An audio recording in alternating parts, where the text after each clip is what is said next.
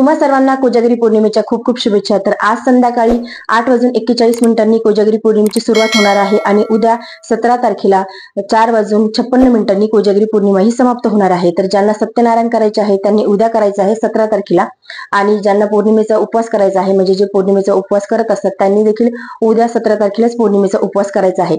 परंतु जी कोजागिरी पौर्णिमेची पूजा आहे, माता लक्ष्मी, इंद्र देवता आणि चंद्र देवता यांची आपण जी पूजा करत असतो ती आपल्याला आज संध्याकाळीच करायची आहे।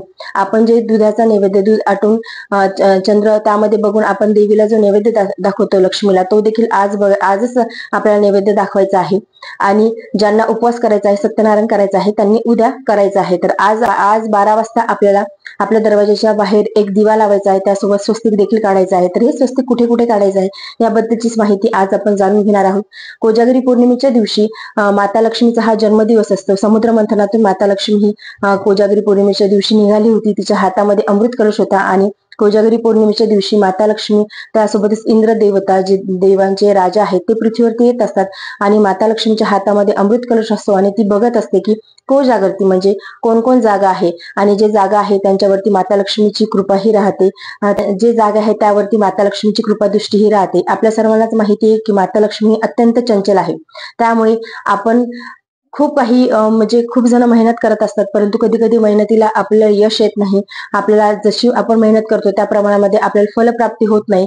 तर या आपल्या मेहनतीसोबत आपल्या नशिबाची देखील साथ लागते। तर कोजागिरी पौर्णिमेचा दिवस हा अत्यंत शुभ दिवस आहे। अशा शुभ दिवशी जर आपण काही शुभ कामं केले तर आपल्याला आपल्या मेहनतीसोबत आपल्याला आपल्या नशिबाची देखील साथ मिळत असते। बघा, बरेच जण खूप हार्डवर्क करतात परंतु त्यांना त्यांचं यश मिळत नाही। तर आजच्या दिवशी आपण जर काही असे जे शुभ दिवस असतात, जे माता लक्ष्मीला प्रसन्न करण्याचे जे दिवस असतात, त्या दिवशी आपण आवर्जून ह्या गोष्टी करायला हव्यात। आणि ह्या ज्या गोष्टी आहेत त्याला काही वेळ लागत नाही, अगदी 5 मिनिटांमध्ये ह्या गोष्टी होत असतात। त्यामुळे कोजागिरी पौर्णिमेच्या दिवशी तुम्ही स्वस्तिक तुमच्या घराच्या बाहेर काढा, स्वस्तिक मुख्य दरवाजावरती काढा, उंबरठ्याच्या बाहेर स्वस्तिक काढा। उंबरठ्याच्या बाहेर दोन्हीकडून 2 स्वस्तिक काढायचे आहे। जो मुख्य दरवाजा असतो आपला त्यावरती देखील स्वस्तिक काढायचं आहे आणि हे स्वस्तिक कुंकवाने काढायचं आहे, म्हणजे ओल्या कुंकवाने हे स्वस्तिक काढायचं आहे। आता कुणाला नाही आवडणार ओल्या कुंकवाने काढलेलं की डाग पडतात फरशीवर वगैरे, तर तुम्ही कोरड्या कुंकवाने देखील काढू शकता। परंतु स्वस्तिक हे अत्यंत शुभ चिन्ह आहे, स्वस्तिक हे शुभतेचं प्रतीक आहे, त्यामुळे ओल्या कुंकवानेच तुम्ही स्वस्तिक काढा। आणि त्यानंतर स्वस्तिक काढल्याच्या नंतर स्वस्तिक मध्ये आपल्याला 4 थेंब देखील द्यायचे आहे आणि त्यानंतर ज्या स्वस्तिकच्या बाजूला आपण 2 रेषा काढतो त्या देखील काढायच्या आहेत। स्वस्तिक हे शुभतेचे प्रतीक आहे, त्यासोबतच ज्या 2 रेषा असतात ते मर्यादेचे प्रतीक असते। त्यामुळे आजच्या दिवशी स्वस्तिक नक्की काढा। उंबरठ्याच्या बाहेर दोन्ही बाजूला 2 स्वस्तिक काढा आणि त्यानंतर आपला जो मुख्य डोर असतो तिथे देखील स्वस्तिक काढा। त्यानंतर आपलं जे किचन असते, किचन मध्ये आपल्या अन्नपूर्ण देवीचा वास असतो, त्यामुळे किचन मध्ये देखील स्वस्तिक काढायचं आहे। म्हणजे कधी कधी काय होते की आपण खूप वेगळ्या मूड मध्ये असतो आणि आपण स्वयंपाक करायला घेतो, आपला मूड चांगला नसतो, कधी कधी कोणासोबत वाद झालेला असतो किंवा काही गोष्टी आपल्या मनामध्ये सतत येत असतात। तर जे स्वस्तिकडे आपण जर बघितलं तर आपलं मन हे शांत होते। त्यामुळे किचन मध्ये देखील तुम्ही स्वस्तिक काढायचं आहे। त्यानंतर आपले जे कबड असतात तिथे देखील स्वस्तिक काढायचं आहे आणि त्यानंतर मुले जिथे अभ्यास करतात तिथे देखील स्वस्तिक काढायचं आहे। स्वस्तिक हे शुभतेचं प्रतीक आहे। स्वस्तिकडे बघितल्यानंतर आपलं मन हे प्रसन्न होते। त्यामुळे जे मी सांगितलं, उंबरठ्याच्या बाहेर, परत किचन मध्ये आपलं जे कबड असते ज्यामध्ये आपण पैसे वगैरे ठेवतो तिथे काढा। त्यानंतर मुले जिथे अभ्यास करतात तिथे देखील स्वस्तिक काढायचं आहे। आणि त्यानंतर आपल्याला दिवा लावायचा आहे। हा दिवा आपल्याला रात्री 12 वाजता लावायचा आहे। दिवा तुपाचाच लावायचा आहे, फुलवात घ्यायची आहे। म्हणजे आपण जर का वाती घेतल्या, ती वात आपण ज्या दिशेला करू ती फलप्राप्ती आपल्याला होत असते। परंतु जर आपण फुलवात घेतली तर फुलवात जी असते तिचं सरळ टोक असते आणि ती सरळ देवांपर्यंत जाते। त्यामुळे तुम्ही फुलवात घ्या, तुपाचीच घ्या, तूप नसेल तर तुम्ही तेलाची देखील लावू शकता, परंतु फुलवात लावा आणि आपल्या मुख्य दरवाजाच्या बाहेर लावायची आहे। मुख्य दरवाजाच्या बाहेर आपल्याला रात्री 12 वाजता लावायची आहे। प्लेट घ्यायची, तांदूळ घ्यायचे आहे आणि त्यावरती तो दिवा ठेवायचा आहे आणि आपल्याला फुलवात लावायची आहे। फुलवात लावल्याच्या नंतर आपल्याला माता लक्ष्मीला प्रार्थना करायची आहे की माता लक्ष्मी, इंद्र देवतांना प्रार्थना करायची आहे की तुम्ही आमच्या घरामध्ये या।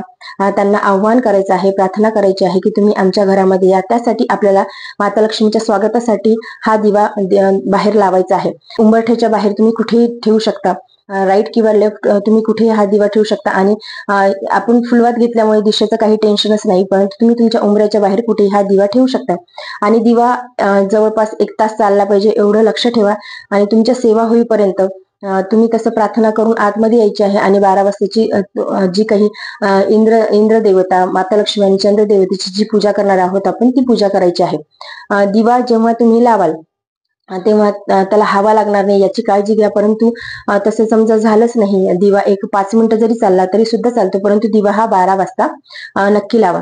त्या दिव्यामध्ये कापूर देखील टाकायचा आहे की तो दिवा जेणेकरून जास्त वेळ हा चालला पाहिजे. कापूर तुम्ही कुठलाही टाकू शकता, भीमसेनी तुमच्याकडे असेल तर खूप चांगलं, किंवा साधा कापूर देखील त्या दिव्यामध्ये टाकू शकतो. आपला एकच उद्देश आहे की माता लक्ष्मीला आपल्या घराकडे खेचायचं आहे, माता लक्ष्मीचं स्वागत करायचं आहे, तिची कृपादृष्टी आपल्यावरती राहावी, यासाठी आपल्याला हे उपाय करायचे आहे. आपल्या सर्वांनाच माहिती आहे की माता लक्ष्मी ही अत्यंत चंचल आहे. त्यामुळे माता लक्ष्मी स्थिर होण्यासाठी, आपल्या घरामध्ये येण्यासाठी आपल्याला हे उपाय करायचे आहे.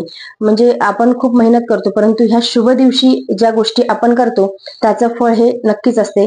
कारण की आपल्याला माहिती आहे दिवाळीच्या दिवशी आपण माता लक्ष्मीची पूजा करतो, तसेच कोजागिरी पौर्णिमेच्या दिवशी देखील माता लक्ष्मीची पूजा करावी. कोजागिरी पौर्णिमेचा दिवस हा माता लक्ष्मीचा जन्मदिवस आहे. ती समुद्र मंथनातून त्या दिवशी प्रगट झाली होती. तिच्या हातामध्ये अमृत कलश होता. त्या माता लक्ष्मीची सेवा उपासना आपण या दिवशी नक्कीच करायला हवी. आणि जणांना असं वाटत असतं की आपल्या घरामध्ये निगेटिव्हिटी आहे, सतत वादविवाद होतात, कुठल्याही गोष्टीला यश येत नाही, सतत अपयश पदरी पडते, तर तुम्ही 2 लवंगा घ्यायच्या आहेत. 2 लवंगा म्हणजे ज्याला फुल आहे त्या लवंगा घ्या, त्यामध्ये कापूर टाका, भीमसेनी कापूर टाका आणि 2 तुकडे भीमसेनी कापूरचे टाकायचे आहेत. भीमसेनी कापूर नसेल तर तुम्ही साधा कापूर टाकला तरी सुद्धा चालतो. आणि तो जो दिवा आहे आणि ती जी लवंग आहे तो पेटवायचा आहे आणि माता लक्ष्मीचा मंत्र म्हणायचा आहे. तर माता लक्ष्मीचा कुठला मंत्र म्हणायचा आहे ते मी तुम्हाला सांगते. ओम श्री ह्रीं श्री कमले कमलालये प्रसिद्ध प्रसिद्ध श्री श्री ओम महालक्ष्मी नमः. हा मंत्र आपल्याला कोजागिरी पौर्णिमेच्या दिवशी जेव्हा आपण जो दिवा लावू कापूर आणि लवंगाचा, तेव्हा आपल्याला म्हणायचा आहे. जोपर्यंत दिवा आहे तोपर्यंत तुम्हाला म्हणायचं आहे, म्हणजे असं मोजून वगैरे म्हणायचं नाही. जोपर्यंत कापूर जळत आहे आणि लवंग जळत आहे तोपर्यंत आपल्याला हा मंत्र म्हणायचा आहे. अगदी 5 मिनिटाची सेवा आहे, 5 मिनिटच लागतात. तुम्ही ही सेवा नक्की करून बघा. या सेवेचा अनुभव तुम्हाला नक्की चांगला येईल. तर ह्या ज्या गोष्टी असतो ह्या आपण लक्ष्मी प्राप्तीसाठी करत असतो. त्यामुळे हा मंत्र तुम्ही नक्की म्हणा. काही खूप वेळ लागणार नाही, परंतु जीवनामध्ये जे काही आर्थिक अडचणी आहेत, जे काही दुःख आहेत, ते नक्कीच दूर व्हायला सुरुवात होतात. त्यामुळे तुम्ही हा मंत्र नक्की म्हणा. मी स्क्रीनवरती देखील हा तुम्हाला मंत्र दिला आहे. तर हा मंत्र तुम्ही म्हणण्याचा नक्की प्रयत्न करा. मंत्र मोठा आहे, परंतु हा मंत्र नक्की म्हणा. जोपर्यंत आपला कापूर आणि लवंग जळत आहे तोपर्यंतच आपल्याला हा मंत्र म्हणायचा आहे.